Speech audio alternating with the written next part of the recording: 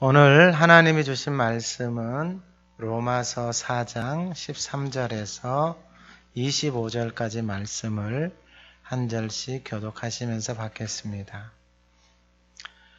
교독이 아니고 제가 봉독을 하도록 하겠습니다. 신약성경 245쪽 로마서 4장 13절에서 25절 말씀을 봉독할 때 하나님의 음성을 듣는 시간 되시기 바랍니다. 아브라함이나 그 후손에게 세상의 상속자가 되리라고 하신 언약은 율법으로 말미암은 것이 아니요 오직 믿음의 의로 말미암은 것이니라. 만일 율법에 속한 자들이 상속자이면 믿음은 헛것이 되고 약속은 파기되었느니라. 율법은 진노를 이루게 하나니 율법이 없는 곳에는 범법도 없느니라. 그러므로 상속자가 되는 그것이 은혜에 속하기 위하여 믿음으로 되나니 이는 그 약속을 그 모든 후손에게 굳게 하려 하심이라. 율법에 속한 자에게뿐 아니라 아브라함의 믿음에 속한 자에게도 그러하니 아브라함은 우리 모든 사람의 조상이라. 기록된 바 내가 너를 많은 민족의 조상으로 세웠다 하신 것 같으니 그가 믿은 바 하나님은 죽은 자를 살리시며 없는 것을 있는 것으로 부르시는 이시니라. 아브라함이 바랄 수 없는 중에 바라고 믿었으니 이는 내 후손이 이가 되리라 하신 말씀대로 많은 민족의 조상이 되게 하려 하심이라. 그가 백세나 되어 자기 몸이 죽은 것 같고 사라의 태가 죽은 것 같음을 알고도 믿음이 약하여지지 아니하고 믿음이 없어 하나님의 약속을 의심하지 않고 믿음으로 견고하여져서 하나님께 영광을 돌리며 약속하신 그것을 또한 능히 이루실 줄을 확신하였으니 그러므로 그것이 그에게 의로 여겨졌느니라. 그에게 의로 여겨졌다 기록된 것은 아브라함만 위한 것이 아니요 의로 여기심을 받을 우리도 위함이니 곧 예수 우리 주를 죽은 자 가운데서 살리신 이를 믿는 자니라. 예수는 우리가 범죄한 것 때문에 내줌이 되고 또한 우리를 의롭다 하시기 위하여 살아나셨느니라. 아멘. 우리 21년 표를 한번 같이 외쳐보겠습니다. 항상 쉬지 말고 범사에 아멘. 다시 한 번만 해보겠습니다. 항상 쉬지 말고 범사에 아멘. 선을 따르는 게 뭐라 그랬죠? 하나님의 말씀을 따라가는 게 선을 따르는 것입니다. 내 생각, 내 경험이 아닙니다. 우리 지난주 하가다 말씀 3절에서 5절입니다. 한번 읊조려 보겠습니다. 성경이 무엇을 말하느냐? 아브라함이 하나님을 믿음에 그것이 그에게 의로 여겨진 바 되었느니라. 일하는 자에게는 그 삭시 은혜로 여겨지지 아니하고 보수로 여겨지거니와 이를 아니할지라도 경건하지 아니한 자를 의롭다 하시는 이를 믿는 자에게는 그의 믿음을 의로 여기시나니 아멘. 이번 주 하가다 말씀은 23절에서 25절입니다. 한번 읊조려 보겠습니다. 그에게 의로 여겨졌다 기록된 것은 아브라함만 위한 것이 아니요 의로 곧 예수 우리 주를 죽은 자 가운데서 살리신 이를 믿는 자니라. 예수는 우리가 범죄한 것 때문에 내줌이 되고 또한 우리를 의롭다 하시기 위하여 살아나셨느니라. 아멘. 오늘 본문의 제목이 그에게 의로 여겨졌다. 그에게 자기 이름 넣어가지고 데오에게 의로 여겨졌다. 그럼 여러분들은 여러분들의 이름을 넣어서 한번 읽어보도록 하겠습니다. 시작. 데오에게 의로 여겨졌다. 의로 여겨졌다. 이 본문의 로마서 말씀을 통하여서 믿음으로 하나님 앞에 의롭게 여기심을 받았다라고 하나님이 아브라함 하나님이 아브라함을 그렇게 인정해주고 말씀해 주셨습니다.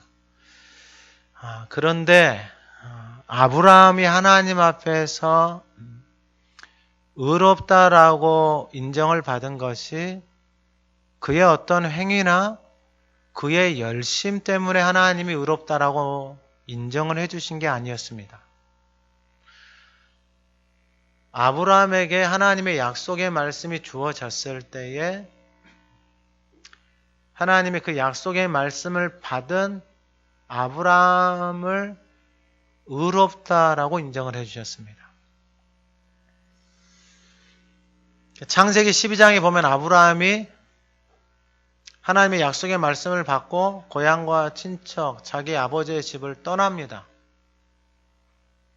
하나님이 그때 의롭다라고 인정을 해주신 게 아니다라는 거예요. 아브라함이 하나님의 말씀을 받고 순종해서 나아가지만은 하나님이 그 행위를 의롭다라고 인정을 해주신 게 아니다라는 거예요. 그 말씀을 따라갔는데 바로 흉년이 들어서 아브라함이 어디로 내려가요? 애굽에 내려가가지고 자기 아내를 누이라고 속여서 자기 아내 사라가 바로왕 앞에 가서 서게 되어져요. 그런데 하나님의 은혜를 통해서 그 가정을 하나님이 지켜줘요. 여러분 잘 보셔야 돼요. 만약에 그 가정에 하나님 주신 은혜가 없잖아요.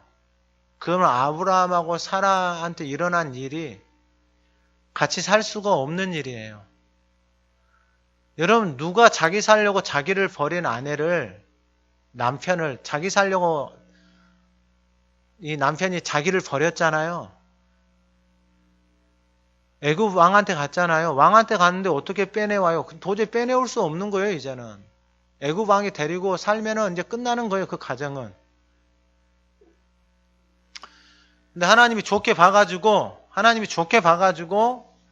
사라가 아브라함한테 돌아왔어요.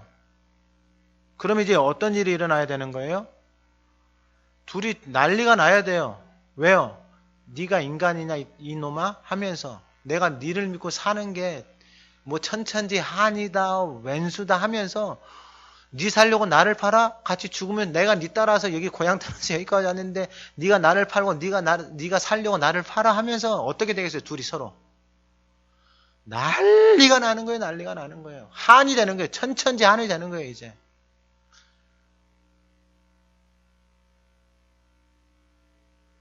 그게 율법으로 살아가는 가정이에요. 자기 의로 자기 열심으로 각각이 주인이 돼가지고 그것을 못 보는 거예요. 어떻게 그걸 보고 살아요? 저 인간을 어떻게 믿고 살아요? 그런데 그 가정에 뭐가 덮어졌어요? 하나님의 은혜가 덮어졌어요. 하나님의 은혜가 덮어지니까 아브라함이 자기 자신이 어떻게 보이겠어요? 은혜 안에 자기 자신이 어떻게 보이겠어요? 자기 자신의 허물이 보이는 거예요. 자기 자신 안에 있는 연약함이 보이는 거예요. 여러분 사라는 어떻게 했어요? 사라는 그 사람 앞에 끌려가가지고 여러분 그 마음이 어떻겠어요? 그 안에 어떤 생각이 들어오겠어요? 원수가 가만히 있겠어요? 그 안에다가 별별의 말들의 씨앗을 다 심는 거예요. 야, 저건 남자도 아니야. 저건 사람도 아니야. 저건 인간도 아니야. 원수가 그 마음 안에 그런 생각이 들겠어요? 안 들겠어요? 당연히 막 올라오죠. 감당할 수 없을 정도로 올라오죠. 그게 분노가 되고 화가 되고 올라오는 거예요. 내가 저런 인간을. 그러면 남편을 바라볼 때 어떻게 바라보겠어요? 짐승처럼 바라보는 거예요. 사람도 아니에요. 뭐가 그 가정 안에 없으면은요. 은혜가 하나님이 베풀으신 은혜가 거두어지면은 둘이 살아가는데 어떻게 살겠어요? 이것은 안 봐도 뻔한 거예요. 그런데 로마서 4장에 6절에 일한 것이 없이 하나님께 의로 여기심을 받는 사람을 복에 대한 말한 바 7절에 불법이 사함을 받고 죄가 가리워지는 거예요. 그러니까 그 허물들이 하나님의 은혜가 덮어지니까 어떻게 되어지는 거예요? 가리워지는 거예요. 그게 가리워지니까 상대방이 뭐가 보이는 거예요? 연약함이 보이는 거예요. 어머, 내 남편이 저렇게 연약하네. 어머, 내 남편이 저렇게 부족하네. 그러한 것들이 보이기 시작하는 거예요. 그러면 그 은혜가 덮어지는 가정, 그 연약함을 보고 뭐 하는 거예요? 서로 기도하고 섬겨주는 거예요. 그리고 이 두 사람이, 이 부부가 하나님 앞에 가서 뭐 하는 거예요? 예배를 드리는 거예요, 예배를. 하나님의 은혜가 그 가정 가운데서 걷어져 버리잖아요. 그러면 이 가정은 지옥이에요, 지옥. 둘이 말은 안 하고 살지만은 마음 안에 그 한을 마음 안에다 품고 살아가고 있는 거예요. 왜 그렇게 살아가요? 자기 의 때문에요. 그래서 자기가 원하는 것을 남편도 아니고 아내도 아니에요. 그럼 어디서 얻어요, 이제? 자녀에게서 얻어요. 근데 자녀도 떠나가잖아요? 그러면 이제 삶이 소망이 낙이 없는 거예요. 그게 아브라함의 하나님 앞에서 믿음으로 의롭다라고 인정을 받은 아브라함의 삶 속에 아브라함이 하나님 앞에 의롭다라고 인정할 만한 것이 없어요. 근데 아브라함이 하나님의 말씀을 따라서 계속 순종해서 가요. 몇 살 때 하나님이 아브라함에게 약속을 말씀을 주셨냐면 75세. 근데 그 약속의 말씀이 이루어져서 자녀를 낳을 때는 몇 살이에요? 자녀가 아브라함이 75세에 떠났잖아요. 그럼 몇 살 때 아브라함이 이삭을 낳았어요? 100살 때 낳았어요. 100살 때. 아니 좀 빨리 좀 주시든가 주시려면. 몇 년의 시간이 걸렸어요? 25년의 시간이 걸렸어요. 그 사이에 별의별 일들이 다 일어났어요. 근데 하나님은 아브라함을 믿음의 조상의 반열로 하나님이 세우셨어요. 어떻게 그러한 사람을 믿음의 조상으로 세우셨을까? 그 안에 연약함이 드러나고 그 안에 부족함이 드러났을 때 아브라함은 하나님 앞에 나가서 그 연약함과 허물을 다 내려놔요.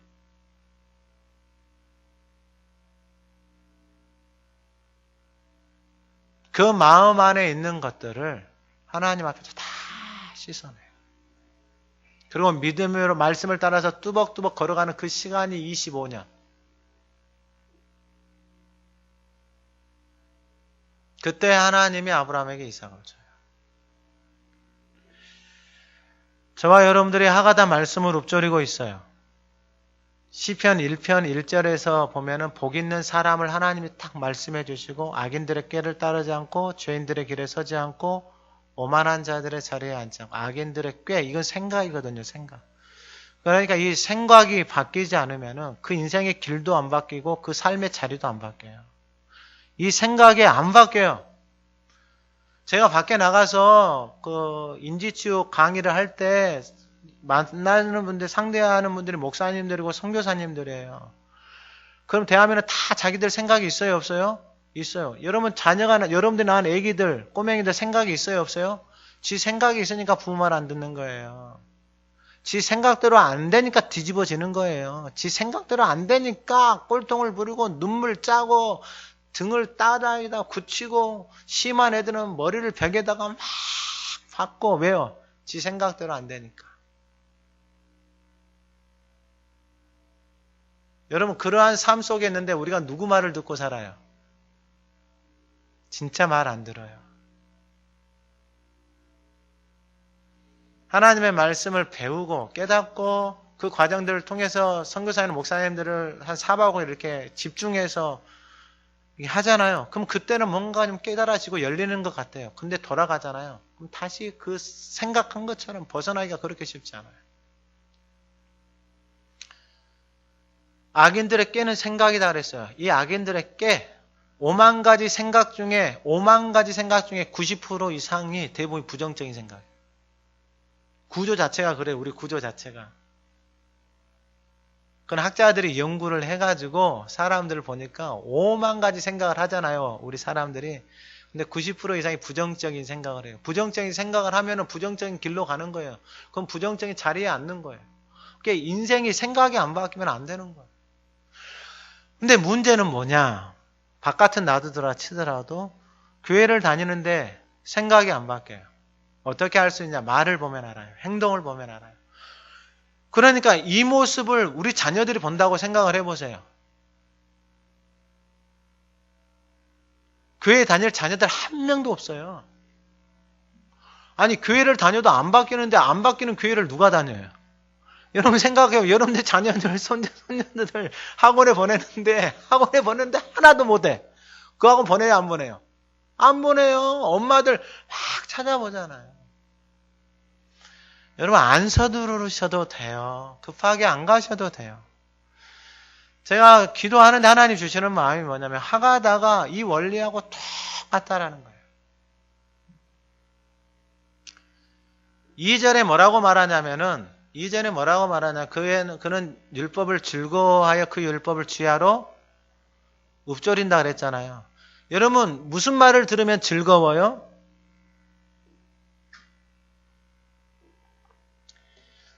저 어렸을 때에 해외에 나가서 일하시는 분들이 많았어요. 근데 안 좋은 일들이 막 일어나요. 남편이 밖에 나가서 돈 버는데 돈 벌어서 아내에게 주면 아내는 제비족한테 꼬여가지고 나가서 돈을 다 쓰고 놀러 다니고 그러한 일들이 제 주변에도 있었어요. 그래서 알아요. 그러면 그 사람들이 좋은 말을 해줄까요? 듣기 싫은 말을 해줄까요? 탁 듣기 좋은 말만 해줘요. 그리고 따라가요? 안 따라가요? 따라가요. 왜요? 내가 듣고 싶은 말을 이 사람이 해주니까. 그래서 다 뺏겨버리는 거예요. 몸도 뺏기고 마음도 뺏기고 돈도 뺏기고 다 뺏겨버리는 거예요. 남자는요. 밖에 나가서 고생하면서 수고하고 애를 쓰는데 돌아오니까 그러한 일들이 일어나요. 여러분 우리의 신앙도 똑같아요. 우리가 신앙생활을 이렇게 하면은 뻔해요. 달라질 게 하나도 없어요. 내가 듣고 싶은 말을 듣고 살아가잖아요. 뻔해요. 내가 좋아하니까요. 내가 행복하니까요. 그것이 나의 삶을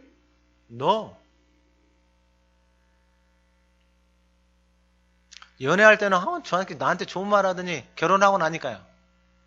인간이 달라졌다. 아니에요. 달라진 게 아니고 그거의 모습이에요. 그 모습이 안 보여요. 왜 안 보여요? 내가 듣고 싶은 말만 해주니까. 그래서 뭐라 그래요? 속았다가는 뭘 속아요? 아니요. 듣고 싶은 말만 해주는 사람을 만난 거예요. 그러고 나니까 그 안에 있는 것이 나와요. 그러니까 속았다고 그러죠. 아니 뭘 속아요? 그게 그 사람이에요.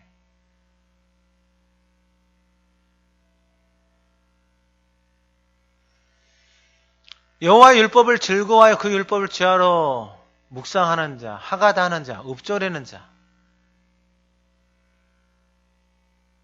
그 삶이 어떻게 되어지는지 3절에 우리가 너무나도 쉽게 이해하도록 말씀해 주셨어요.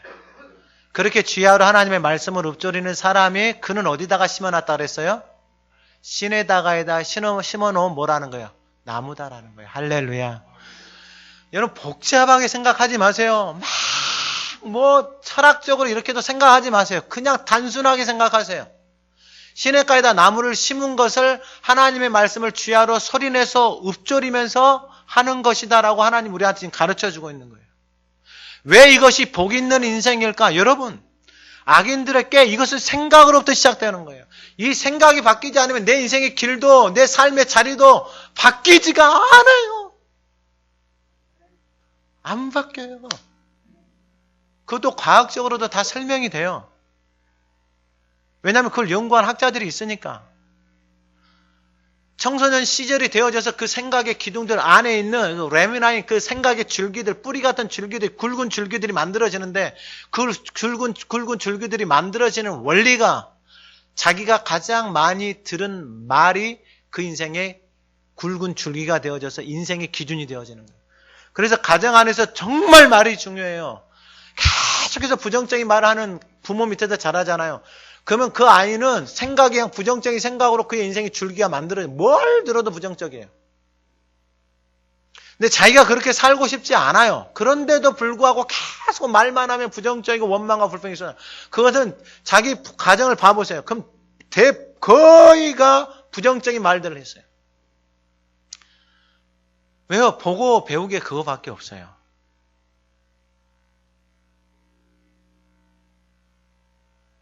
그걸 이제 알아차렸잖아요. 왜 부정적인 말을 했다. 우리 부모의 부모도 그런 말을 듣고 살은 거예요. 그러니까 계속해서 그것이 어떻게 되는 거예요? 가정 안에서 멈추지를 않는 거예요. 근데 내가 교회를 다니고 신앙생활을 해요. 그러니까 이제 더 이상 그걸 살고 싶지 않아요. 그걸 끊어버리고 싶고요. 더 이상 그런 말이나 그런 생각을 하고 싶지 않아요. 근데 그게 내 마음대로 돼야 안 돼요? 안 돼요. 힘든 일이 있을 때마다, 어려운 일이 있을 때마다 내 안에서 계속해서 그러고 있어요. 그걸 내 마음대로 하려고 하니까 그게 되지가 않는 거예요.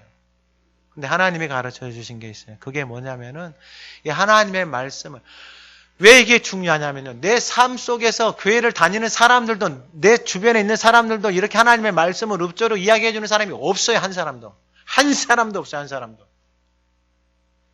여러분들 교회를 다니고 만남을 갖는데 하나님의 말씀을 가지고 나누고 이야기하고 있는 거, 여러분 없어요.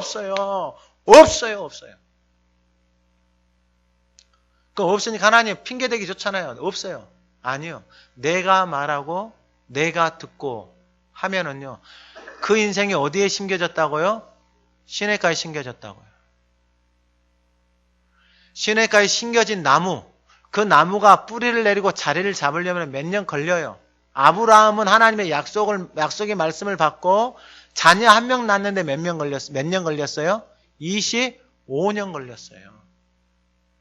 이건 제가 뒤에 좀 이따 말씀을 해드릴 텐데, 저와 여러분들이 하나님의 말씀을 읊조리고 시작한 지 얼마나 됐어요? 뭐 지금 또 하다 말다 이런 사람들 있죠. 괜찮아요.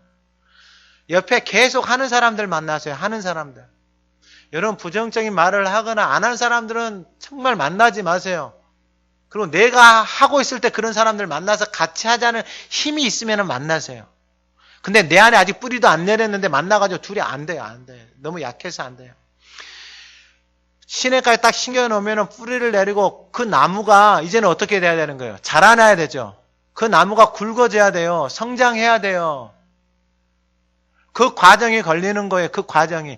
열매가 없어도, 처음에는 열매가 없어도 괜찮아요. 딱 뿌리를 내려서 그 뿌리가 깊이 들어가서 그 나무가, 뿌리가 깊이 들어간다는 것은 영양분을 뿌리가 계속해서 빨아들이는 거예요. 하나님의 말씀을 내가 말하고 듣고 읊조리는 것이 이 시냇가에 심겨진 원리하고 똑같아요. 이걸 하나님이 어제 또 깨닫게 해주시는 거예요. 깨닫게. 하나님 믿음으로 살아가는 것을 좀 더 쉽게. 그리고 내가 지금 내 삶 속에 내가 믿음으로 살아가는 것을 내가 하나님 알 수 있는 방법이 없습니까? 그리고 나서 하나님이 깨닫게 해주신 거예요. 그러니까 나무가 뿌리를 내리고 자라나고 이 나무가 굵어져야지만이 거기서도 열매가 나오고 거기서도 막 이파리가 푸르러지는 거예요. 그런데 여러분, 나무를 심었는데 얼마 지나지 않아서 바로 열매가 막 맺혀버려요. 그러면 그 가지가 견딜 수 있어요? 없어요? 그게 교만이에요. 그래서 하나님이 가지를 꺾으시는 거예요. 교만해지면 안 돼요. 교만해지면 열매를 맺으면 맺을수록 가지가 꺾여서 다 분질러져 버리는 거예요. 그러니까 이 약속의 말씀을 가지고 결국은 뭐냐면 하나님의 말씀을 읊조리고 그렇게 시냇가에 심겨진 나무를 통해서 하나님이 그 말씀을 그대로 받는 것이 상속자예요. 시냇가에 심겨진 나무가 때를 따라 뭘 맺고? 열매를 맺고 그 잎사귀가 마르지? 이게 바로 하나님의 말씀을 읊조리고 살아가는 삶의 모습이에요. 할렐루야. 여러분 이건 죽을 때까지 하세요. 할렐루야. 아니 지금 정말 죽을 때까지 해야 돼요. 그러면 어떻게 되냐면은요, 아브라함이 25년 걸려, 우리는 얼마나 걸릴지 몰라. 그 사람마다 다 달라요. 그걸 내가 말씀을 받고 믿음으로 순종해서 그 말씀을 읊조리고, 여러분 이것이 율법이 되어지는 게 아니라 내가 만물을 했다, 이만물을 했다, 이거 자랑하고 이건 하나도 없어요. 이건 율법으로 살아가는 게 아니고, 그렇게 되어졌을 때에 하나님이 이 기둥, 나무 기둥을 튼튼하게 이렇게 세우잖아요. 그러면 그 안에가 나무가 쭉 뻗어 올라가고 거기서 그 뻗은 나무에서 열매가 아무리 맺혀도 어떻게 되는 거예요? 여러분 가지 안 꺾여져요. 그리고 그 이파리가 어떻게 된다라는 거예요? 마르지 않는 거예요. 마르지 않는 거예요. 그러니까 이게 인생하고 똑같아요. 우리의 인생하고 똑같아요. 여러분 우리의 삶이 내 생각대로 가잖아요. 내 생각대로 가는데 내가 하는 대로 내 살아온 대로 가요. 이것은요 들쑥날쑥해요. 인생이, 삶이. 뭐가 어디로 되어질지를 몰라요. 여러분 세상에 제가 가끔 이렇게 그 운동 경기를 이렇게 TV를 통해서 보잖아요. 보면은 상대편하고 막 싸우잖아요. 막 축구도 막 공 갖고 막 하고 게임도 하잖아요. 그걸 보면서 이런 생각이 드는 거예요. 여기는 이 팀에는 예수님 믿는 사람이 있을까요? 없을까요?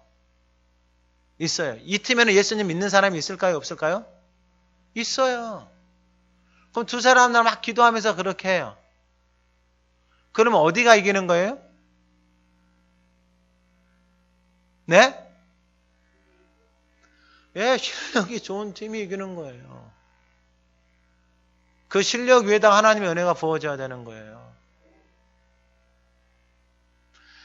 그러면은 하나님이 우리 가운데 그 말씀을 읊조리고 그 살아가는 삶이 이제 1년, 이제 2년 하다 말다 이러고 있는데 여러분 거기에 열매가 맺히겠어요? 안 맺히겠어요? 안 맺혀요.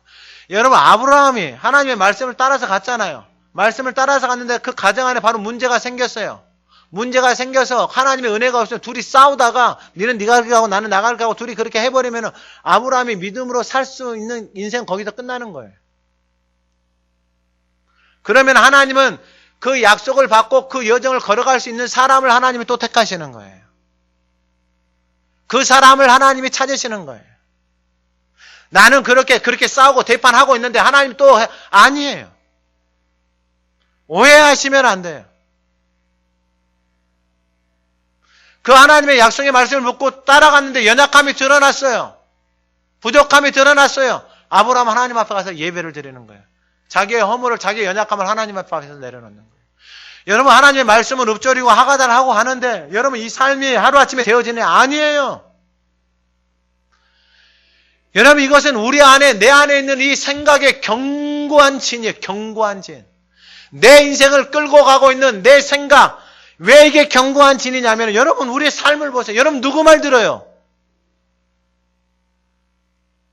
여러분 누구 말 듣고 사세요? 안 들어요. 안 들어요. 진짜 안 들어요. 애기도 꼬맹이도 안 들어요.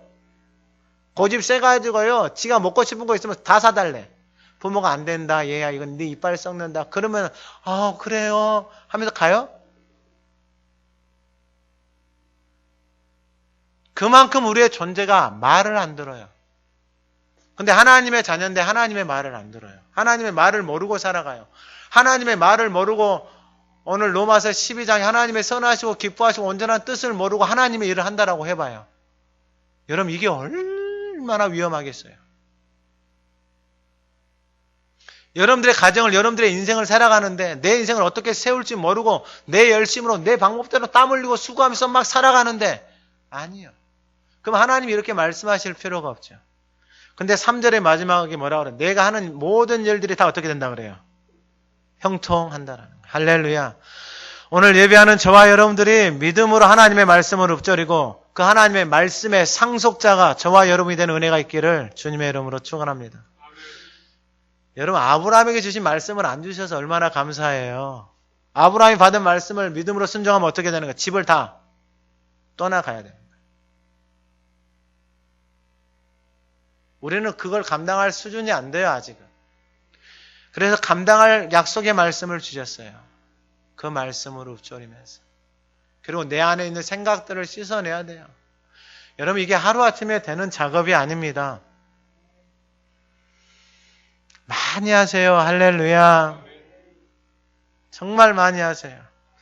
그러면 오늘 본문에 그에게 의로 여겨졌다라고 말하는 것은 나에게 의로 여겨졌다 말하는 것은 나의 행위나 나의 의로움이 아니라 무엇으로 의로 여겨졌다라는 거냐면 바로 13절에 믿음의 의로 말미암은 것이다. 13절에 아브라함이나 그 후손에게 세상의 상속자가 되려 하신 언약은 율법으로 말미암은 것이 아니요 오직 믿음의 의로 말미암은 것이라. 할렐루야. 아브라함이 믿음의 의로 하나님의 약속의 상속을 받았어요. 하나님께서 아브라함에게 주신 그 약속은 뭐였어요? 너의 가정을 가문을 하늘의 별과 같이 바다의 모래와 같이 만드는 것이 하나님이 아브라함에게 주신 언약이었어요. 약속이었어요.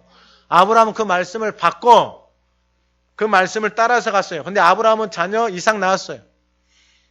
근데 이삭도 하나님이 주신 그 약속의 말씀을 받아요. 그러니까 누구를 낳았어요? 야곱을 낳았어요. 야곱도 그 말씀을 받아 누구를 낳았어요? 요셉을 낳았어요. 그리고 요셉을 낳고 나서 그 민족이 어떻게 되어지는 거예요? 그 민족이 어떻게 되어지는 거예요? 이스라엘이라는 나라로 하나님이 세우시는 거예요.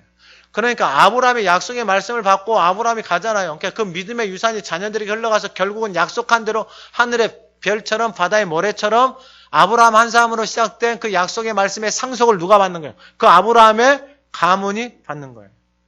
이게 바로 상속을 받는 거예요. 하나님 앞에 상속을 받는다라는 것은 뭐냐면 내가 말씀을 붙들고 내가 그 말씀을 따라서 갈 때에 하나님이 주신 상속을 받는 거예요.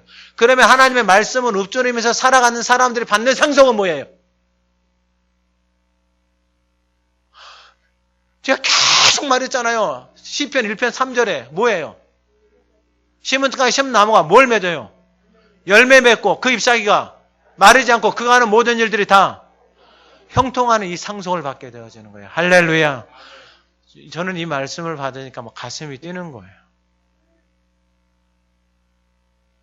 하나님의 말씀을 읊조리고 살아가는 그 말씀을 상속을 받는다라는 게 추상적인 게 아니고 내 삶 속에 구체적으로 뭐가 맺히는 거예요? 열매가 맺히는 거예요. 이 열매는 내가 말을 하면은 그 말대로 하나님이 이루어 가시는 거예요. 할렐루야. 여러분 이게 얼마나 큰 축복이에요. 내 말로 자녀들에게 원망을 쏟아내고 막 죽이라고 하고 막 댓글에다가 막 이 뭐 쳐죽이려면 이렇게 하면 막 달잖아요. 그러면 그 인생이 어떻게 되는 거예요? 죽지요.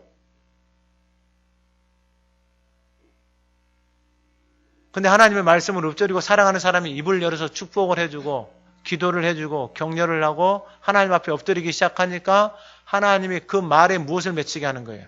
열매를 맺히게 하는 거예요. 할렐루야. 여러분 가문을 위해서 기도하십시오. 여러분들의 자녀를 위해서 남편 아내를 위해서 기도하십시오. 하나님 앞에서 그 열매가 맺혀질 수 있도록 그 시작은 내 안에 입술이 바뀌는 것은 말이 바뀌는 것은 생각이 바뀌는 것은 내가 듣고 내가 말하는 것이 훈련이 되어졌을 때에 그 결과들이 나오는 거예요. 그 상속을 받을 수 있는 거예요. 여러분 하가다 뭐 몇 번 하고 100번 200번 하고 1년 2년 하다 말다 해놓고 뭐 열매를 막 엿담하는 걸 기대하고 그래도 양심은 좀 있어야죠. 양심은. 근데 해보니까요 놀라운 일들이 일어나요. 생각이 더러운 것들이 다 씻겨져 나가요. 그러고 나니까 하나님의 뜻이 무엇인지 보이기가 시작해요. 무엇이 보이기 시작하니까 마음의 평안이 오는 거예요. 그리고 그걸 놓고 하나님 앞에 기도하고 엎드리기 시작하니까 하나님이 뭐 하시기 시작하는 거예요? 이루어 가시기 시작하는 거예요. 제가 아까 운동선수들 말씀을 드렸잖아요. 그리고 밖에서 젊은 학생들, 청년들 자기의 삶을 찾아서 나아가잖아요. 근데 보니까 사람들이 다 열심히 살아가요. 열심히. 그 오디션 경쟁 그 프로그램들 막 TV에서 하잖아요. 어마어마한 막 몇천 명, 몇만 명이 막 몰려와요. 거기에서 합격해가지고 자신의 삶을 살아가려고. 그런 사람이 한두 명이겠어요? 그 TV에 보면 팬텀싱어라고 있어요. 팬텀싱어. 그 노래하는 사람들, 전공자들이 나와서 노래 부르는 거 있어요. 저는 그걸 보면서 감동을 많이 받아요. 감동을. 때로는 눈물도 흘려요. 왜냐하면 저 자리에 가기까지 저 사람들이 흘린 피와 땀의 눈물. 그리고 그러한 피와 땀의 눈물을 수많은 사람들이 흘렸을 거 아니에요. 근데 그 자리에 서 있는 사람은 너무나도 제한적이에요. 근데 왜 내 마음이 이렇게 끌릴까 봤더니 그들이 노래 부르고 그들이 하는 모습들을 보니까 너무 선해요. 선해. 그들의 마음에서 나오는 그런 선한 노래를 듣고 있으니까 내 마음 자체가 막 녹아내리는 거예요. 힐링이 되는 거예요. 힐링이. 야, 저런 사람들이 많이 일어났으면 좋겠다. 할렐루야. 그러한 일들이 우리의 자녀들이 되어지고 우리의 가문이 되어졌으면 좋겠다. 할렐루야. 여러분 기도하세요. 여러분들 가문을 놓고 자녀들을 놓고 남편과 아내를 놓고 기도하세요. 계속해서 그 마음을 주세요. 하나님이. 그에게 의로 여겨진 것이 믿음의 의로 여겨졌고 그 믿음의 의로 여겨졌다는 것이 14절에 만일 율법에 속한 자들이 상속자이면 믿음으로 걸어가지를 않는 거예요. 믿음으로. 하나님의 말씀을 읊조리라고 했잖아요. 근데 하나도 안 하고 계속해서 설교는 듣고 말씀을 듣는데 입으로 말씀을 읊조리지 않고 계속해서 있는 거예요. 근데 말씀을 들어요. 근데 계속해서 하지 않고 있어요. 그게 바로 율법으로 살아가는 거예요. 율법으로. 하나님이 베풀어 주신 은혜와 그리고 내가 그것을 믿음으로 취하는 것에는 내가 감당해야 되는 몫이 있어요. 할렐루야. 그걸 뭐 잘해서가 아니에요. 아브라함이 하나님 말씀 받고 믿음으로 걸어갔을 때 아브라함이 완전해서도 아니에요. 똑똑해서도 아니에요. 잘나서도 아니에요. 걸어갔는데 걸어가니까 연약함이 드러나죠. 연약함이 드러나니까 어디로 가는 거예요? 하나님 앞에 나가서 뭐 하는 거예요? 예배 드리고 그 앞에서 허물을 연약함을 내려놓는 거예요. 근데 가보지도 않는 사람은요, 율법으로 살아가는 사람 그 자리에 가만히 있어요. 그러면서 남들을 정죄하고 판단하는 것은 또 있어요.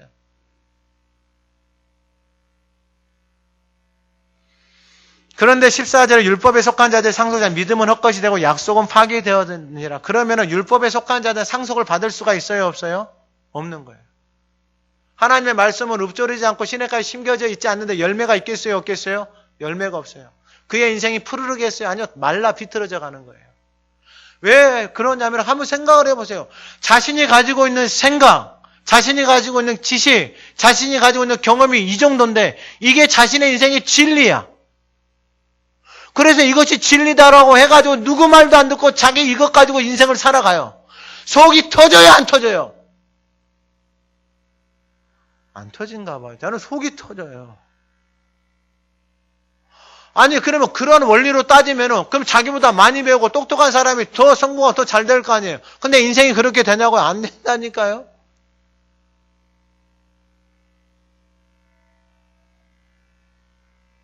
그렇게 율법으로 살아가게 되어지면은 상속을 받을 수 있어요, 없어요? 상속을 줄 수가 없는 거예요.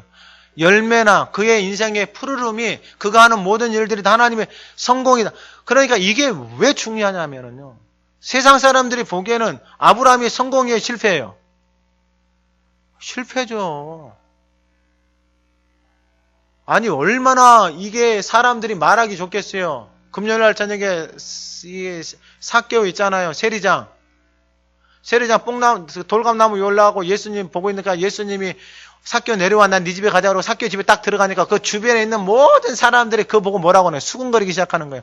어머 예수님 삭개오 집에 삭개오 죄인인데 삭개오 세리장인데 예수님 모르셨나봐 하면서 이러고 있는 거예요. 그 인생들은 상속을 받을 수 있어요, 없어요? 없어요. 근데 그 삭개오에게 예수님이 뭐라고 그래요? 네가 아브라함의 자손이다라고 말해요. 근데 그 주변에 있는 사람들 자기 자신을 다 뭐라고 생각할까요? 자기 자신이 다 아브라함의 자손이다라고 생각을 해요. 그러니까 인생이 얼마나 헛되냐고요.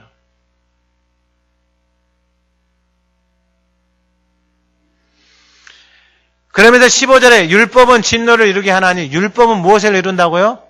진노를 이룬다는 게 율법으로 따라가는 사람은 무엇을 이루어요? 진노, 분노, 화, 정죄, 판단. 교회에서 이거 끊이질 않아요. 교회가 율법주의가 되잖아요. 그럼 이런 사람들이 교회 안에 많잖아요. 그럼 다니면서 시시콜콜 판단하고 정죄하고 왜 이렇게 그게 교회가 되겠어요? 교회가 그리스도의 몸으로 세워지겠어요? 제가 기도하고 있어요. 하나님 앞에. 그러한 것들이 하나님 사라지고 하나님의 은혜로 세워지는 교회가 되어질 수 있도록. 할렐루야. 들어오는 사람들이 살아나고 영혼이 살아나고 여러분 한번 생각을 하면 여러분의 가정이 부모가 율법주의가 아니고 그의 자녀의 연약함이 보이고 실수가 보이고 괜찮아. 그러면 그 가정 안에서 어떻게 가정이 살아나는 거예요. 제가 이번 주에 이제 그 노예일 때문에 잠깐 어딜 가다가 책을 한 권을 읽었어요. 책을. 그 책이 세계로 교회 부산에 한참 TV에 나왔던 그 목사님 이야기인데 그 책을 이제 사서 다 봤어요. 다 보고. 근데 이 목사님이 너무 재밌는 거예요. 뭐가 재밌냐면은요. 집이 너무 가난해. 그 자기 엄마가 그 고향에서 한 100가구 사는 고향에서 자기 엄마가 그 부자들 옛날에 있잖아요. 그 뭐 터줏대감 이런데 그 집에 자기 엄마가 첩이야. 두 번째 마누라. 근데 이 이 남편이 일찍 죽었어. 그러니까 이 두 번째 엄마가 이 집에서 살겠어요? 못 살겠어요? 못 살아요. 그래 이 집에서 방 같지도 않는 창고 같은 것을 하나 이 엄마한테 줬어. 자기 엄마한테. 근데 자기 엄마가 아기를 몇 명 낳아가지고 그 창고 같은 데서 살아요. 삶이 비참하겠죠. 그 손현보 목사님 아버지가 있어요? 없어요? 아버지 돌아가신 거 없어요. 자기 엄마는 처부예요. 그러니까 동네 사람들이 다 손가락질해요. 근데 제가 깜짝 놀란 게 뭐냐면 이 목사님이 아버지를 삼아버렸어요. 누구를요? 하나님을 아버지로 삼은 거예요. 왜 이 목사님을 쓰시는지를 알겠어요. 하나님이. 왜 이 목사님을 쓰시는지를 하나님이 알겠어요. 오늘 뭐 다 이야기는 못하지만 재밌는 게 있어요. 그래서 신학교를 갔어요. 고신대를 갔는데 신대원을 갔는데 납부금을 내야 될 거 아니에요. 납부금을 낼 돈이 없어요. 그래서 어디로 갔냐면은 절에 있는 그 절에 몇 번 놀러 갔는가 봐요. 절에 있는 주지스님한테 가가지고 거기서 하루 놀았어요. 노니까 주지스님이 내려가는 길에 불렀어요. 현보야, 너 대학원 들어갔다고 하니 납부금 있냐? 없다고 그러는 거예요. 그럼 이리 와 하고서 주지스님이 신대원, 신학교. 이렇게 스님이 신학교 들어가는 그 청년의 납부금을 마련해 준 거예요. 집에서 나왔는데 갈 데가 있어요, 없어요? 집을 얻을 돈이 있어요, 없어요? 없어요. 기숙사 들어갈 돈이 있어요, 없어요? 없어요. 현보야, 너 학교 다닐 때 있냐? 없어요. 그럼 여기서 절에서 학교 다녀. 절에서 어디를 다니는 거예요? 신학교를 다녔다.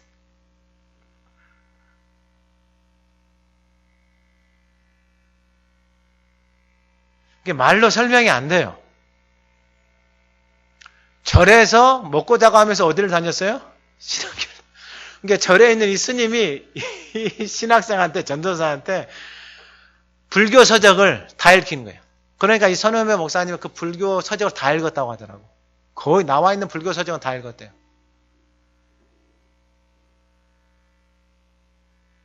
다 읽고 나니까 부처는 신이 아니다라는 거예요.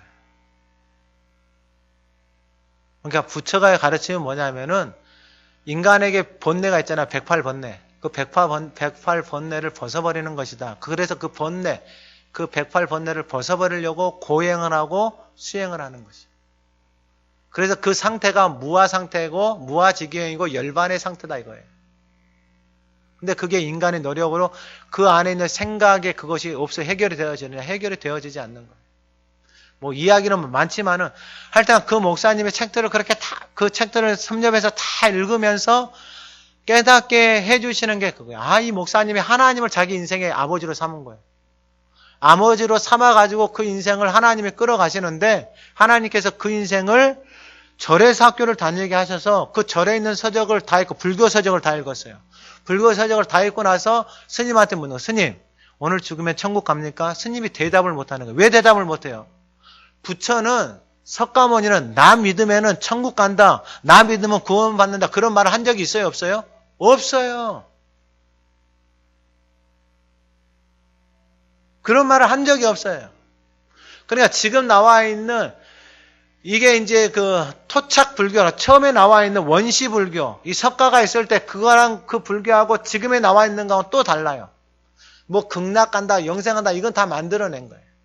인도로 간 붓다라는 책도 그것도 제가 한번 사서 봐봤어요. 다는 안 받고 이게 봤는데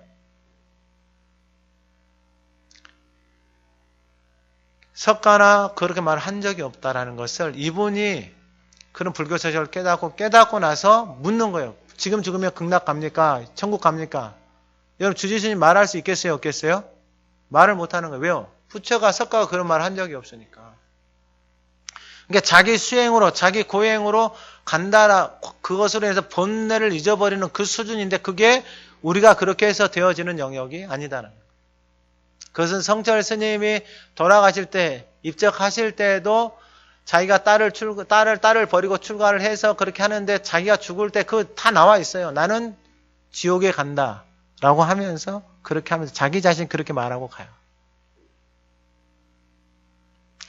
그래 하나님 앞에서 하나님이 베풀어 주신 은혜가 없으면은 이미 이분도 그 인생도 다 끝나야 되는 거예요. 근데 그러한 환경 속에서 다녀도 하나님의 은혜가 그 인생을 붙들고 있으니까 어떻게 되는가? 하나님이 그 인생을 뭐 하시는 거예요? 끌어가는 거예요.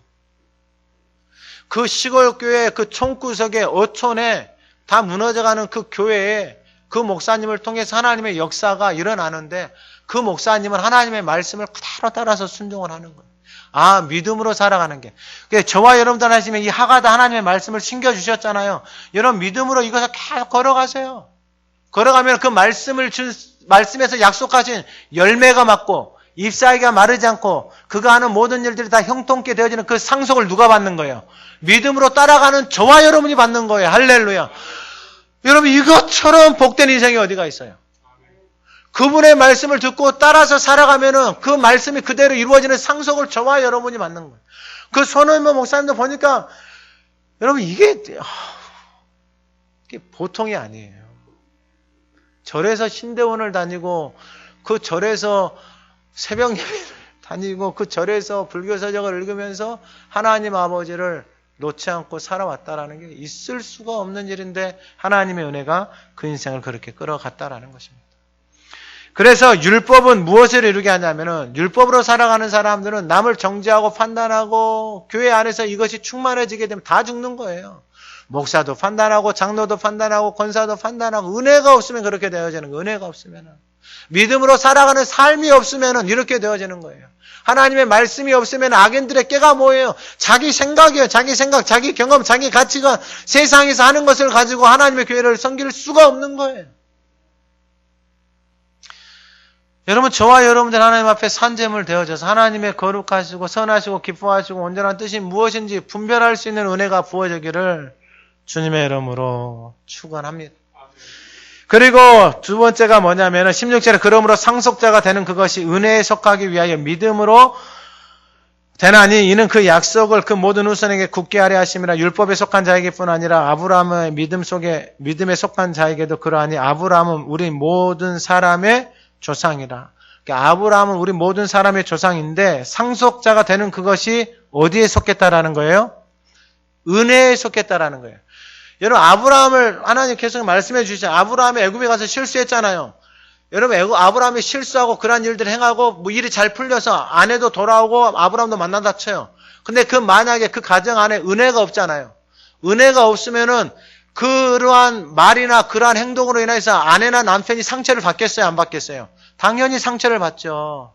그 집에 있는 종들이나 그 조카 롯이 그 모습을 보고 당연히 상처를 받죠. 그리고 말을 하겠어요? 안 해요? 당연히 말을 내뱉기 시작하는 거죠. 그렇게 말을 내뱉기 시작하면 그 가정은 무엇이 다스리기 은혜가 아니라 율법이 그 가정을 끌어가기 시작하는 거예요. 그럼 율법이 그 가정을 끌어가기 시작하면 서로 뭐 하겠어요? 서로 싸우는 거예요. 그러니까 서로 이제 말을 안 한다 쳐요. 말을 안 한다 치는데 그 말을 하지 않지만은 그 마음이나 그 감정이 어디에 담겨져 있는 거예요? 내 마음 안에 담겨져 있는 거예요. 그래서 언제 안 좋은 일이 한번 생기면 이 담겨져 있는 그것이 어떻게 되는 거예요? 폭발해가지고 난장판이 되어지는 거예요. 난장판이. 무엇이 없으면은요? 은혜가 없으면. 그러니까 은혜가 없이는 믿음으로 살아갈 수 있는 거예요? 없는 거예요? 없는 거예요. 왜냐하면 연약함이 드러났단 말이에요. 연약함이 드러났을 때 하나님의 은혜가 그 불법과 우리의 연약함을 가려주지 않으면은 우리는 내가 하나님 되어져 있는 본성이 있기 때문에 그 사람의 실수를 따지고 드는 거예요. 그 사람의 연약함을 따지고 드는 거예요. 계속해서 말을 하는 거예요. 왜요? 분이 안 풀리는 거예요. 내가 너를 위해서 수고하고 헌신하고 내가 너를 믿고 따라왔는데 나를 배신해 하면서 이게 떠나지를 않는 거예요. 떠나지를. 나를 희생하고 나를 헌신해서 시간과 마음과 정성을 흘려 내 몸이 망가지도록 일을 했는데 저 인간이 나한테 하는 행동을 보니까 도저히 있을 수가 없는 일이에요. 어떻게 해야 되는 거예요? 제가 어제 뉴스를 봤어요. 뉴스를 보니까 황혼이혼 있잖아요. 황혼이혼. 60세, 70세 넘었는데 이혼율의 30%가 황혼이에요. 황혼. 참다 끝나는 거예요. 우리가 그분들에게 이 예수님을 전해야 되는 거예요. 할렐루야. 이게 너무 중요해. 너무 중요해. 그러면 믿음의 의로 하나님 앞에서 의로 여겨진다라고 말씀을 드렸고 그 믿음의 의로 여겨진 사람들이 믿음을 따라서 상속을 받고 그 상속을 받는 것이 자기 열심이 아니고 하나님이 우리에게 베풀어 주신 무엇이다? 은혜다라는 거예요. 왜냐하면 왜 이게 은혜가 중요하냐면 아브라함이 애굽에서 실수했잖아요. 그리고 나서 또 실수해요, 안 해요? 또 실수해요. 은혜가 아니면은 내가 이번은 참았다라고 하지만 은혜가 없으면 두 번째 실수할 때는 어떻게 되겠어요, 이제는? 그때는 원자폭탄이 떨어지는 거예요. 말도 필요 없어요, 그때는. 거기서 바로 풍지박산이 나버리는 거예요. 뭐가 없으면은요? 은혜가 없으면. 그러니까 믿음으로 살아가는 사람, 상속을 받는 사람들은 은혜로 살아가는 거예요.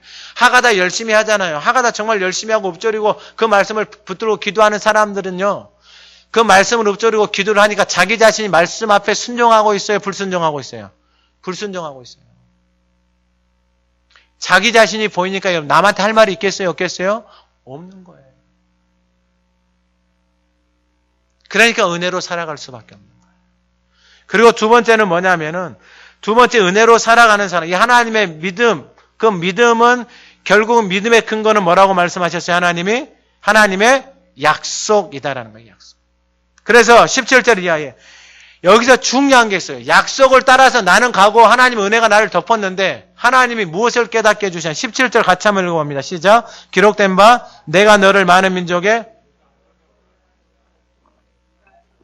하나님은 죽은 자를 살리시며 없는 것을 있는 것으로 부르시는 이시니라. 아멘. 아브라함이 고향에서 믿음 하나님의 약속의 말씀을 받고 따라갔어요. 그때는 그 믿음이 그 정도예요. 근데 그것을 따라서 여정을 가다 보니까 본문의 17절에 아브라함을 많은 민족의 조상으로 세웠잖아요. 많은 민족의 조상으로 세웠다라는 것은 뭐냐면 그 본복이에요. 본복이. 믿음의 조상의 본복이란 말이에요. 아브라함이. 근데 그 아브라함의 믿음이 어떤 것이었냐면 그 믿음의 여정을 따라서 아브라함이 믿는 하나님은 어떤 하나님이었냐면 바로 그가 믿은 하나님이 어떤 하나님이냐. 하나님은 죽은 자를 살리시며 없는 것을 있는 것으로 부르시는 이시다라는 것을 믿는 거예요. 할렐루야. 그러니까 죽은 자를 살리시는 하나님, 없는 것을 있는 것으로 만드시는 하나님이신 것이 믿어지는 거예요. 할렐루야. 처음에는 뭐만 따라갔는데요. 하늘의 별처럼 바다의 모래처럼 많게 해주겠다는 약속의 말씀을 따라갔는데 그 약속의 말씀을 받고 자기가 인간적인 생각으로 이성과 경험과 논리적으로 생각을 해봤어요. 그럼 하늘의 별처럼 바다의 모래처럼 자녀가 생기려면은 1년에 몇 명씩 낳아야 돼요? 안 낳아야 돼요? 아니 그렇게 낳아야지 뭐 별이 되든가 모래가 되든가 할 거 아니에요. 그런데 10년이 지났는데 아기가 있어요? 없어요? 자녀가 없어요. 그러니까 아브라함이 이제 나름대로 지성인처럼 나름대로 생각한 게 하나, 엘리멜렉이라는 내 종이 있는데 하나님 이 종을 상속자로 세우면 안 되겠습니까? 라고 하나님 앞에 묻는 거예요. 그러니까 하나님 뭐라고 그래요? 아니다. 그러니까 이제 아내도 거들어요. 아, 저게 종은 아닌가 봐요. 그럼 우리가 뭔가를 낳아야 된가 봐. 그래서 사라가 그의 몸종 하가를 아브라함에게 줘서 낳은 자녀가 누구예요? 이스마엘이에요. 그러니까 아브라함도 지치죠. 하나님, 그냥 이스마엘 내 상속자로 삼읍시다. 그러니까 하나님 뭐라 그래요? 아니다. 그래서 86세에 하나님이 이스마엘을 낳아요. 86세에 이스마엘을 아브라함이 낳는단 말이에요. 아브라함이 86세에. 그리고 하나님이 99세에 아브라함에게 나타나가지고 13년의 시간이 지나고 난 다음에 내가 너한테 자식 줄게 그래요. 그러면 만약에 아브라함이 믿음이 없으면 하나님이 그렇게 말씀을 하셨을 때에 아브라함이 그 약속의 말씀을 어떻게 하겠어요? 무시하는 거죠. 사라에게도 자식이 있다 그러니까 사라도 웃어요. 하나님 내 몸이 이런데. 그런데 하나님 그때 99세 때 하나님이 무엇을 하라고 말하냐? 표피를 다 잘라버리라고 해요. 표피를 다 잘라버려. 아브라함 바로 뒤에 18절에 아브라함이 바랄 수 없는 중에 바라고 믿었으니 내 후손이 이 같은 하신 말씀대로 많은 민족이 조상이 되게 하려 하심이라. 19절 같이 읽어봅니다. 시작. 그가 백세나 되어 자기 몸이 죽은 것 같고 사라의 태가 죽은 것 같음을 알고도 믿음이 약하여지지 아니하고. 할렐루야. 여러분 결국은 아브라함에게 하나님이 주신 믿음은 뭐냐면은 하나님이 죽은 자를 살리시고 없는 것을 있게 하시는 하나님을 그가 믿게 하기 위하여서 하나님이 아브라함의 인생 가운데 사라나 아브라함이 자식을 낳을 수 없다라는 것이 자신의 지성과 이성과 생리적인 현상을 통하여서 알고 있었음에도 불구하고 믿음의 영역은 자신이 알고 있는 영역을 넘어서서 그러니까 자신의 지식, 자신이 알고 있는 경험 지식 이 수준을 넘어서서 이 수준 위에 누구의 말씀이 있는 거예요? 하나님의 약속의 말씀이 있고 그 하나님의 약속의 말씀이 그대로 이루어지는 것을 하나님이 아브라함에게 가르쳐 주시는 거예요. 그러니까 아브라함이 믿는 하나님은 어떤 하나님이냐면은 죽은 자를 살리시고 없는 것을 있게 하시는 하나님인 것을 아브라함이 거기를 못 믿으니까 아브라함의 그 믿음의 수준이 안 되니까 자기의 가정을 통해서 자녀를 통해서 낳을 수 없잖아요. 낳을 수 없는데 그러니까 없단 말이에요. 자녀를 낳을 수가 없어요. 그 없는 상태 속에서 하나님이 자녀를 주신다라는 거예요. 할렐루야. 이게 바로 하나님이 이런 하나님이구나라는 것을 아브라함이 믿는 거예요. 더 이상 지식으로 믿는 하나님이 아니에요. 교회에 오래 다녀서 말씀 많이 듣고 알고 있는 그런 하나님이 아니다라는 거예요. 아브라함의 인생을 통해서 하나님은 죽은 자를 살리시는 하나님. 하나님은 없는 것을 있게 하시는 하나님. 그 없는 것을 있게 하시는 하나님을 믿어줬어요. 그러니까 하나님이 아브라함에게 네 자식을 바치라고 하니까 아브라함의 믿음이 뭐였어요? 하나님 앞에 줘도 하나님이 줘도 하나님 다시 뭐 하신다?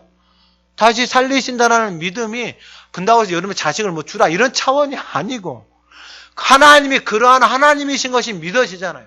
그러면 그 인생에 그 하나님을 믿고 살아가는 것이 다른 것이 아니고 그분의 말씀을 따를 수밖에 그분의 말씀, 내 경험, 내 생각 이것을 더 이상 따라가는 것이 아니고 왜냐하면 이것을 따라가게 되면 믿음으로 의롭다 되어지는 역사가 아브라함 인생 가운데 일어나겠어요? 없는 거예요. 그러니까 교회를 다녀도 상속을 받을 수 있겠어요? 없겠어요? 없는 거예요. 여러분 이것을 출애굽기를 생각해 보면 잘 알 수 있어요. 애굽에서 데리고 나왔죠. 약속의 땅은 어디예요? 하나님이 상속받게 하시는 땅은 가나안이에요. 그 가나안에 들어가는 사람은 다른 사람이 아니에요. 똑똑한 사람, 배운 사람 이런 사람이 아니에요. 하나님의 약속의 말씀을 품고 종종 뭐 하는 사람이에요? 따라가는 사람. 가면서 막 자기 생각들 나오죠. 자기가 경험하고 배운 지식 요만큼 나온단 말이에요. 나 애굽에 있을 때는 이거 먹었다. 애굽에 있을 때는 저거 했다. 내 할 때는 이거 했다. 내 기력이 딸린다. 이것은 그렇게 잘 알고 있으면서 하나님이 주신 그 약속의 말씀을 붙들고 살아가는 삶이 없단 말이에요. 그러니까 인생이 다 어디서 끝나버리는 거예요? 상속을 못 받고 광야에서 끝나는 거예요. 여러분 하가하다 열심히 하십시오. 할렐루야. 여러분들이 하시고 자녀들에게 물려주세요. 그리고 그 자녀 손을 계속해서 물려주세요. 이 시편 1편의 말씀에 그 가문 안에 하나님의 약속의 말씀으로 딱 세워져서 그 부모로부터 자녀로부터 계속해서 말씀이 되잖아요. 그러면 그 가문이 무슨 상속을 받는 거예요? 그의 인생에 열매들이 맺히는 거예요. 주렁주렁 맺히는 거예요. 할렐루야. 잎사귀가 마르지 않는 거예요. 그가 하는 모든 일들이 다 어떻게 되는 거예요? 형통케 되어지는 거예요. 세상 사람들은 아브라함 저럴 수 있죠. 근데 하나님의 은혜가 덮으니까 다 가리워지는 거예요. 결국 그 유산 상속을 하나님 앞에 다 받는 믿음의 조상 아브라함이 되는 거예요. 그러면 마지막으로 오늘 이 시대를 살아가는 우리도 20절에 믿음이 없어 하나님을 의심하지 않고 믿음으로 경과하셔서 누구의 영광을 드러내는 거예요? 하나님의 영광을 드러내는 거예요. 왜요? 그 약속의 말씀을 이루신 분은 누구예요? 하나님이에요. 아브라함이 한 게 있어요? 없어요? 없어요. 말씀 다 절절절절 따라가요. 절절절절 따라가더라도 연약함이 드러나 부족함이 드러나 그때마다 아브라함이 잘한 게 있어요. 그게 뭐예요? 하나님 내 잘못했습니다. 하나님 내 잘못했습니다. 이거예요. 그리고 약속하신 것을 능히 이루실 줄을 확신하였으니까 자신의 생각, 자신의 경험을 따라서 신앙생활을 하지 않아요. 하나님의 약속의 말씀이 이제 믿어지는 거예요. 믿어지니까 하나님이 그때 그 믿음을 하나님이 의로 여기신 거예요. 할렐루야. 그리고 하나님이 의롭다라고 하시는 거예요. 그리고 하나님의 역사가 그의 삶에, 그의 가문에 일어나기 시작하는 것입니다. 그래서 마지막으로 그러면 오늘 23절 이하에 그에게 의로 여겨졌다 기록된 것은 아브라함만 위한 것이 아니요 오늘 이 시대도 똑같은 거예요. 오늘 아브라함이 의로 여겨졌다는 건 믿음으로 그 여정을 통해서 의로 여겨졌잖아요. 그러면 오늘 이 시대도 똑같은 거예요. 오늘 이 시대 24절에 의로 여기심을 받을 우리도. 그럼 우리가 어떻게 의로 여기심을 받느냐? 믿음으로 우리도 의로 여기심을 받는다라는 거예요. 그러면 우리가 믿는 그 믿음이 무엇이냐? 예수 우리 주를 죽은 자 가운데서 살리신 이를 믿는 자니라. 할렐루야. 그럼 예수 우리 주를 죽은 자 가운데서 살리신 이를 믿는 자인데 그 예수님이 하신 일이 무엇이냐? 25절 예수는 우리가 범죄한 것 때문에 내줌이 되고 또한 우리를 의롭다 하시기 위하여서 뭐 하셨다? 살아나셨다라는 거예요. 할렐루야. 그런 말씀을 정리해요. 여러분으로 믿음으로 살아간다라는 것은 뭐냐면은 아브라함도 믿음으로 바랄 수 없는 것을 바라고 말씀을 따라서 계속해서 갔어요. 연약함이 드러나고 실수가 드러나요. 오늘 이 시대도 마찬가지. 예수를 믿고 하나님의 자녀가 되어졌다고 하지만은 내 인생의 삶 속에서 실수도 하고 옛 습관이 나오고 옛 모습이 드러나요. 그랬을 때에 아브라함이 하나님 앞에 나가서 제사를 드리고 하나님 앞에 나가서 회개하였던 것처럼 오늘 이 시대도 예수님이 25절에 우리가 범죄한 것, 내가 범죄한 것 때문에 내줬다 이거예요. 내가 범죄해요. 내가 실수해요. 내가 연약해요. 그런데 내가 범죄하고 실수하고 연약하면 내 마음 안에 뭐가 들어오는 거예요? 죄가 들어와서 그 죄가 나의 삶을 뭐하기 시작하는 거예요? 끌어가기 시작하는 거예요. 그리고 나를 뭐하기 시작하는 거예요? 정죄하기 시작하는 거예요. 나만 정죄해요? 아니에요. 가족의 모든 사람들을 다 정죄하는 거예요. 어디 앞에 나아가지 않으면요. 예수님 앞에 나아가지 않으면은 예수님이 내가 범죄한 것 때문에 내줌이 됐잖아요. 그럼 내가 범죄하고 실수하면 그분 앞에 나아가요. 그분 앞에 나아가면 어떻게 하는 거예요? 나의 범죄한 거 연약함을 뭐 하는 거예요? 고백하는 거예요. 그러면 혹시 이렇게 생각할 수 있는 분이 있어요. 그러면 여러분 이게 은혜니까 하나님이 은혜를 주시니까 나는 힘든 일만 생기면 마누라를 팔아먹자라고 생각하겠어요? 왜냐하면 그러한 것을 하고 내가 그러한 것을 하고 하나님 앞에 나가서 내가 이거 잘못했습니다라고 회개를 하면은 하나님 은혜가 덮어주시니까 또 나가서 어려운 일이 있고 힘든 일이 있으면 마누라를 또 팔면 되겠어요? 여러분 이것은 은혜를 욕보이는 거예요. 욕보이는 거. 그러한 인생이었는데 하나님이 내 죄 때문에 내줌이 되어 나를 살려줬잖아요. 그러면 그 은혜의 자리에 나가지 않을 수가 없는 거예요. 왜요? 나가지 않으면 바로 25절 마지막에 우리를 의롭다 그랬잖아요. 우리 자신을 하나님이 의롭다라고 인정을 해주시잖아요. 만약에 여러분 아브라함과 사라에게 하나님이 의롭다라고 인정을 안 해주셨잖아요. 그러면 아브라함과 사라의 마음속에는 무슨 마음이 있겠어요? 여러분 정죄하는 마음, 아브라함은 자기 자신을 정죄하겠죠. 여러분 자기 자신을 향해서 나는 정말 아내를 팔아서 힘드니까 아내를 팔아서 자기 자신을 뭐 하겠어요? 정죄하겠죠. 여러분 바울이 스데반을 죽일 때 얘는 옳다, 얘는 죽어도 싸다 하면서 그 앞에서 옷 받아서 챙긴 사람이 바사도 바울이단 말이에요. 근데 그가 하나님의 은혜의 자리에 나가지 않으면 다른 사람들이 야, 너 그때 죽였잖아, 너 옷 받았잖아 하면 그 마음이 어떤 마음이 들겠어요? 그 마음에 수치심이 들고요, 부끄러움이 들고요, 자기 낮은 자존감이 들고 정죄감으로 생기는 거예요. 그러면 그걸 어디다가 쏟아내겠어요? 내 삶에 있는 가족들에게 다 쏟아내는 거예요. 근데 은혜의 자리에 나가서 하나님 잘못했습니다. 용서해 주세요. 화목제물 대신 주님 앞에 나가서 회개를 하니까 하나님이 뭐라고 말씀해요? 의롭다라고 인정해 주시는. 할렐루야. 이게 뻔뻔함이에요. 뻔뻔함. 근다고 해서 내가 옛날처럼 사느냐? 아니에요. 하나님의 은혜 없이는 살아갈 수 없는 존재임을 고백하지 않을 수가 없게 되어지는 거예요. 왜 하나님이 이렇게 하실까요? 다른 거 없어요. 하나님의 믿음으로 의롭다 여기심을 받은 자녀들을 향한 하나님이 주시고 싶은 뭐예요? 상속. 그 은혜, 그 하나님의 영광을 누구를 통해서 드러내고 싶은 거예요? 우리의 삶을, 우리의 가문을 통해서 하나님이 드러내고 싶으신 거예요. 오늘 예배하는 저와 여러분들의 가문이 그 믿음으로 의롭다 여김을 받는 것이 그냥 뭐 이런 것이 아니고 하나님의 약속하신 그 상속을 저와 여러분들이 다 받아 누려서 하나님의 은혜로 살아가는 인생이 가문이 어떠한 가문인지 저와 여러분들의 삶을 통해서 드러내고 하나님의 영광이 드러내는 그러한 은혜가 우리의 삶에 가득하기를 주님의 이름으로 축원합니다.